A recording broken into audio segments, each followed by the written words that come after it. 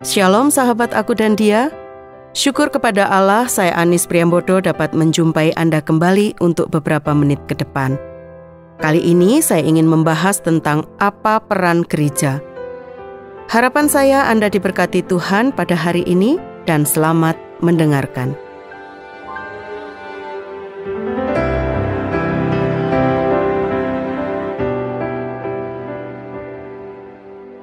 Sahabat Aku dan Dia, pengertian gereja secara benar adalah persekutuan orang kudus. Gereja secara esensi hanya ada satu, namun dalam pemahaman secara rohani, gereja itu ada gereja yang tidak nampak, yaitu gereja sebagaimana dilihat oleh Tuhan, sebuah gereja yang hanya terdiri dari orang percaya.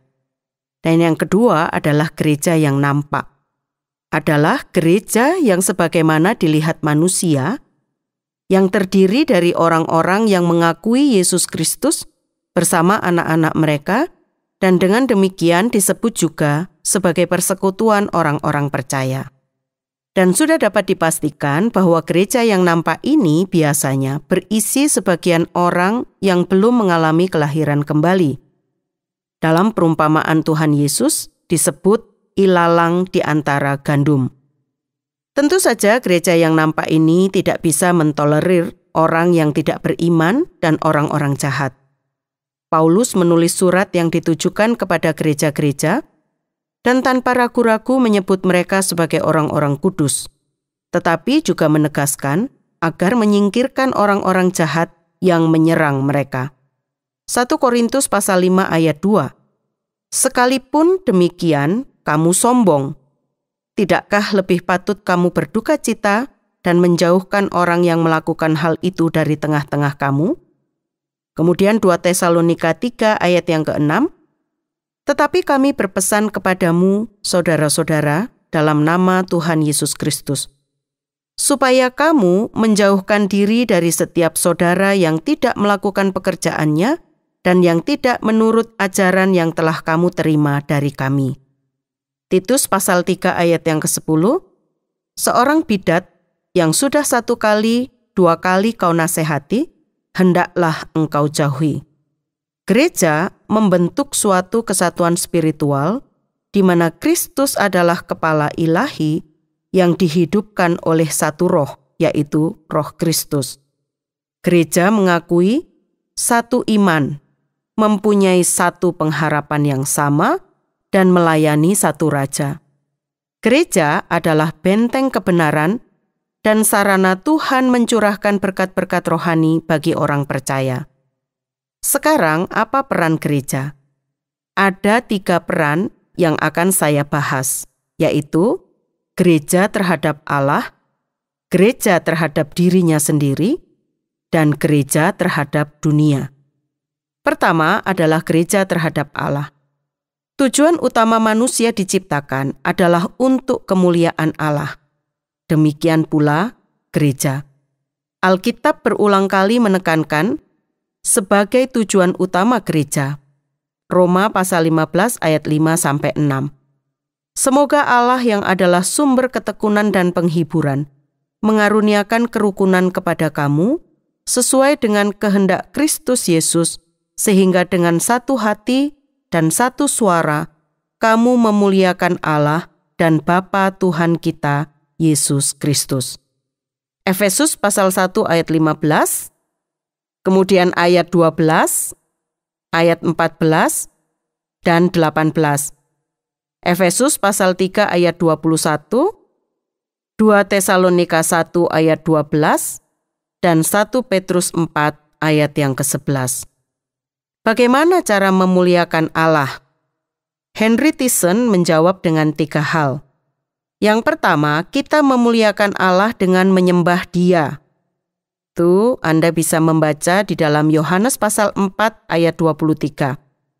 Kemudian Filipi 3 ayat 3 dan Wahyu 22 ayat 9. Kita memuliakan Allah melalui doa dan pujian.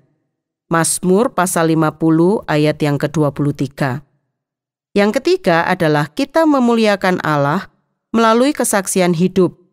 Yohanes pasal 15 ayat 8. Penyembahan memuji dan meninggikan Allah merupakan tindakan yang umum di dalam Perjanjian Lama. Kita dapat melihat ini dalam kitab Mazmur. Dalam Perjanjian Baru, kita dapat melihat banyak sekali ungkapan dan tindakan menyembah Allah. Ibrani 13 ayat 15 mengatakan, "Sebab itu marilah kita oleh Dia senantiasa mempersembahkan korban syukur kepada Allah, yaitu ucapan bibir yang memuliakan nama-Nya." Kolose 3 ayat 16, "Hendaklah perkataan Kristus diam dengan segala kekayaannya di antara kamu, sehingga kamu dengan segala hikmat mengajar dan menegur seorang akan yang lain, dan sambil menyanyikan mazmur dan puji-pujian dan nyanyian rohani, kamu mengucap syukur kepada Allah di dalam hatimu." Gereja memuliakan Allah dan menyembah Allah, sebab hanya Allah yang layak untuk dipuji. Wahyu 4 ayat 11.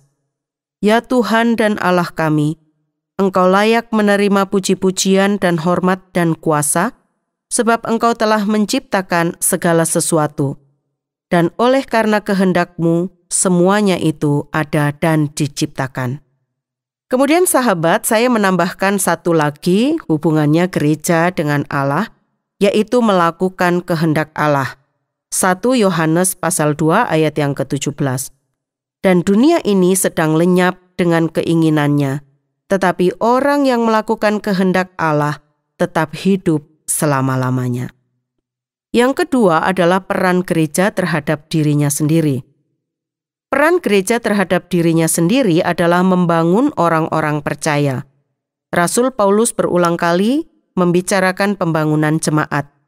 Dalam Efesus pasal 4 ayat 11-12, ia mengatakan bahwa Allah telah memberikan berbagai karunia untuk memperlengkapi orang-orang kudus bagi pekerjaan pelayanan, bagi pembangunan tubuh Kristus.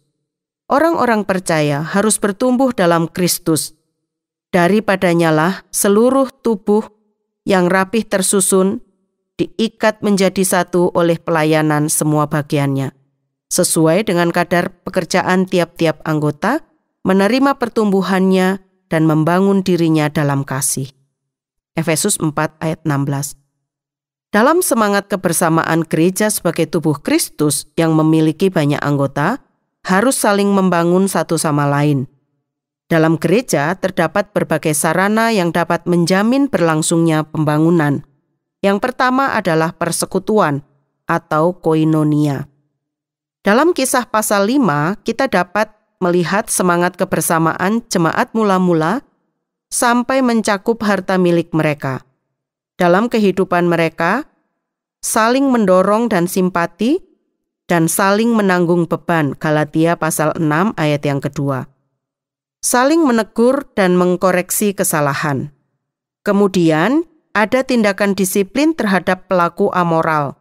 1 Korintus pasal 5 ayat 1-2. Tujuan tindakan disiplin bukan untuk membuang mereka yang berbuat kesalahan, melainkan untuk memulihkan atau merestorasi mereka agar kembali ke jalan yang benar dan ke dalam persekutuan.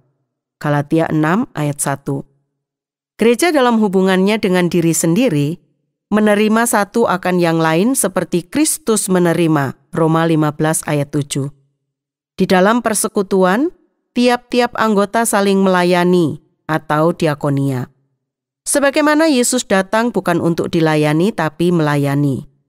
Yang terbesar adalah yang melayani dengan rendah hati.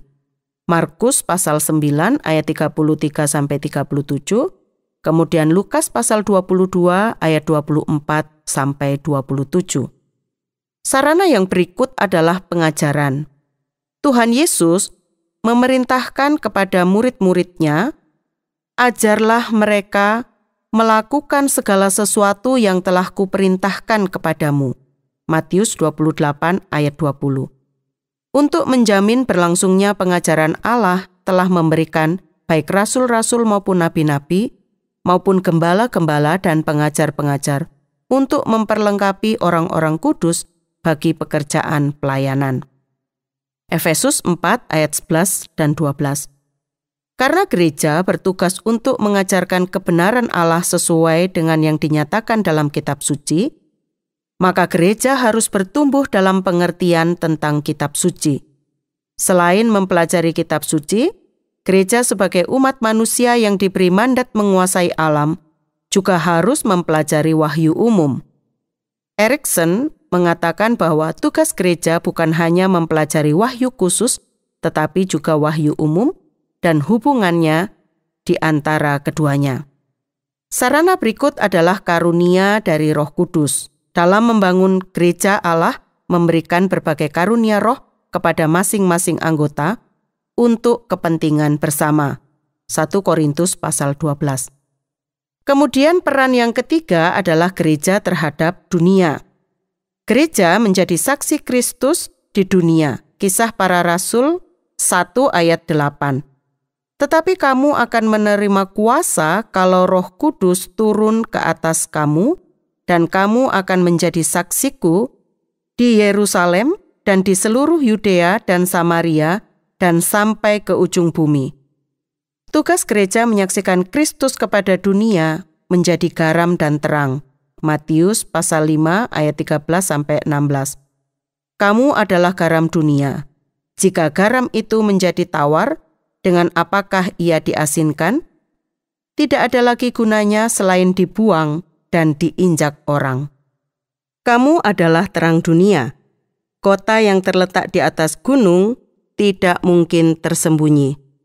Lagi pula, orang tidak menyalakan pelita lalu meletakkannya di bawah gantang, melainkan di atas kaki dian, sehingga menerangi semua orang di dalam rumah itu.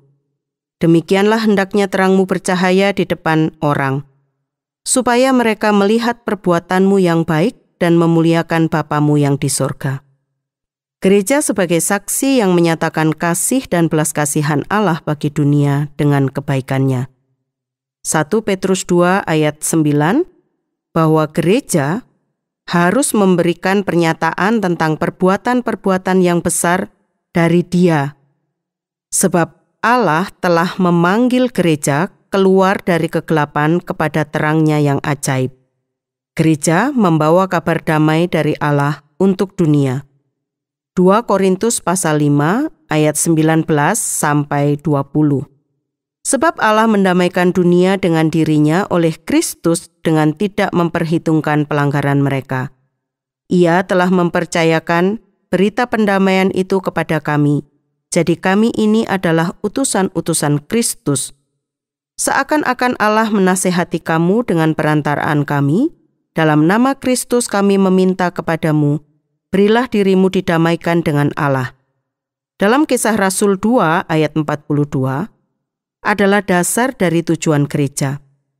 Mereka bertekun dalam pengajaran rasul-rasul dan dalam persekutuan, dan mereka selalu berkumpul untuk memecahkan roti dan berdoa.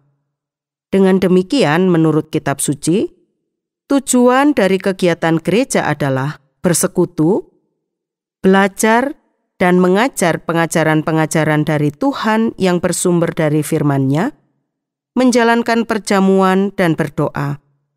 Janganlah kita menjauhkan diri dari pertemuan-pertemuan ibadah. Supaya gereja dapat berfungsi dengan baik, maka anggota tubuh perlu untuk hadir. Demikian juga seorang percaya tidak akan mencapai kematangan rohani yang penuh tanpa bantuan dan dorongan dari orang-orang percaya yang lainnya. 1 Korintus pasal 12 ayat 21 sampai 26.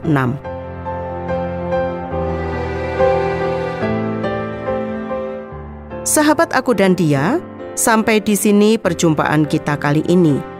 Bila Anda ingin membagikan kisah Anda atau memberikan usul maupun pertanyaan, hubungi kami melalui SMS atau WA ke nomor 081 333 777 386. Saya Anis mohon pamit, sampai jumpa.